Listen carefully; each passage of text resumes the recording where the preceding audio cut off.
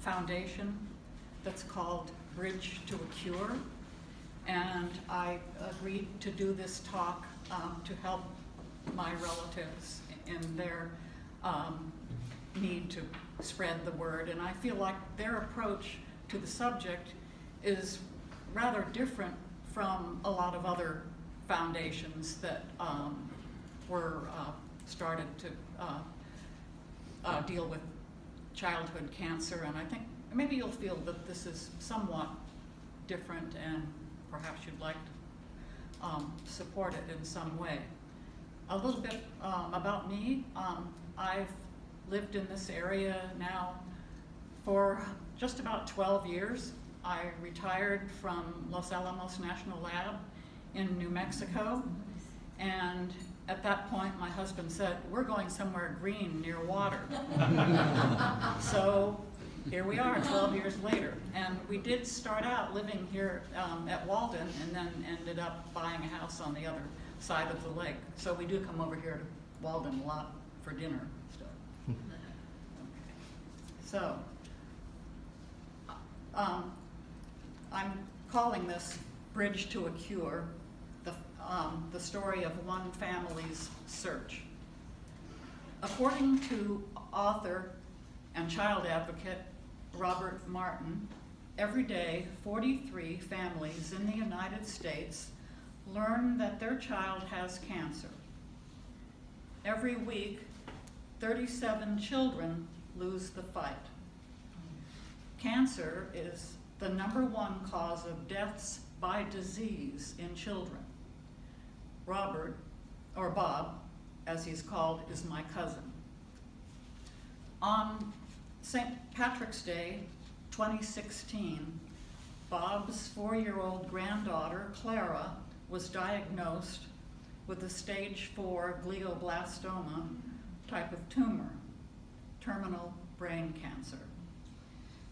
You may recall that this is the type of cancer that led to the demise of Senators Ted Kennedy and most recently Senator John McCain.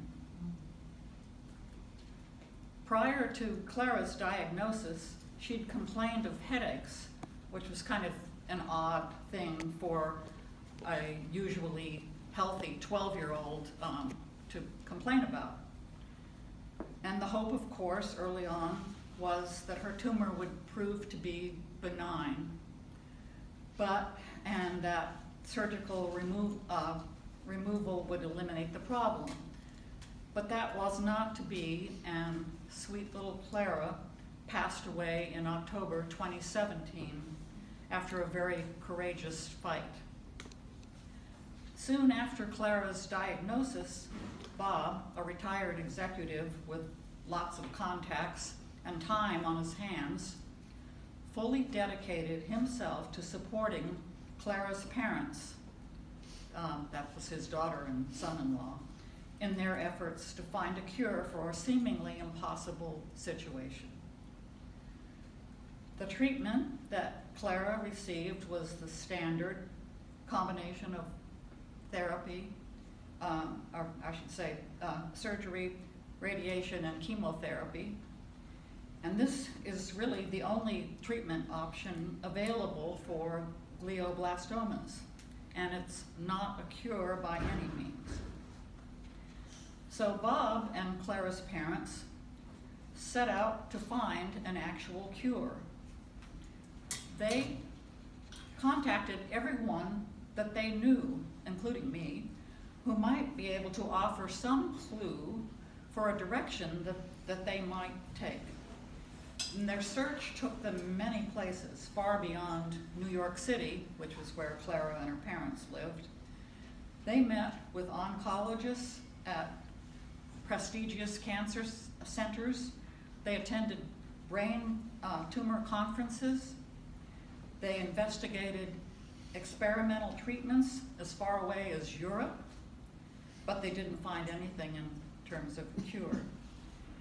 They did learn that the latest progress in gene sequencing, immunotherapy, and vaccine technology might deliver a cure within the next 5 to 10 years, but not in time to help Clara.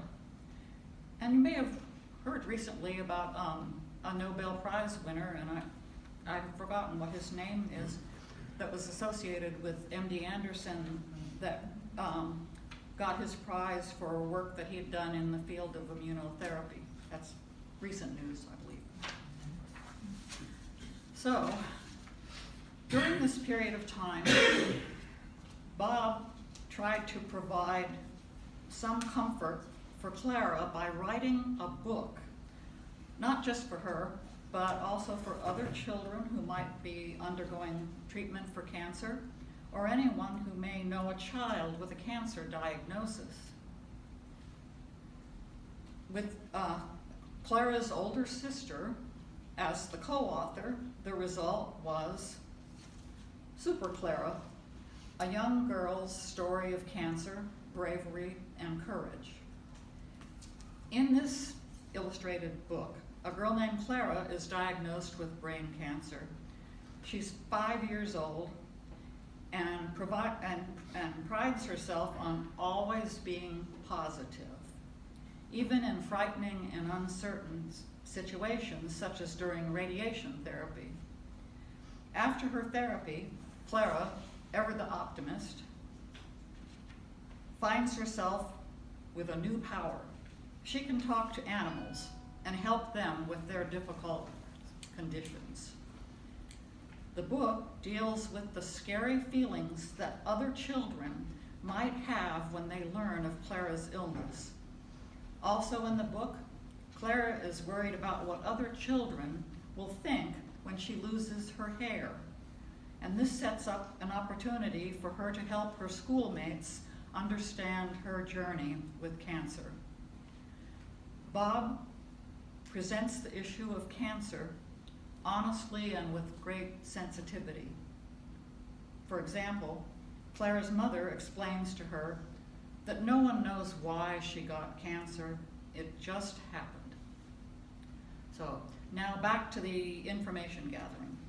Bob, Winston, and Tricia decided to go in search of a treatment that would support Clara until such time that there was a cure. And it became apparent that there are no such treatments, and no cancer center was researching any. In 18 months, they had collected input from 135 practitioners and leaders in the field of cancer research or care. And they concluded that no organization had as its mission the development of a stopgap treatment to support the lives of terminally ill patients, whether the cancer or some other such illness. So they determined that the barriers to the development of such treatments were of two types: economic and those imposed by the Food and Drug Administration. Economic in that the expected financial return for development of a life-sustaining treatment would be negligible as compared to that of an actual cure. Therefore, there's no incentive for development by researchers or pharmaceutical companies. Secondly, the FDA imposes barriers by requiring expensive and restrictive protocols, and it also requires many years of testing, which all this is just not an option for a life-sustaining treatment. So Bridge to a Cure was born, a foundation created to connect the here and now with the future. And its mission is to increase the pace and success of pediatric research by unlocking resources already available, and to make possible the creation of a national database that enables great minds to access and share needed information. The goals of Bridge to a Cure are to make this mission a national priority by building public awareness and support. and then transfer the vision, the mission, and responsibilities to an organization with a greater number of resources and influence to drive this initiative. My purpose here today is to acquaint you with the Bridge to a Cure, and it's a 501c3 foundation. And I want to leave, I have 11 copies of this book, Super Clara. Perhaps you know a child or a family dealing with cancer who would find the book helpful. Additional copies are available from Amazon, hardcover $14, Kindle version $4. And the funds generated from the sales of Super Clara are directed directly to Bridge for a Cure Foundation. Thank you very much for having me. I was very pleased with the opportunity to be able to talk about this with you all.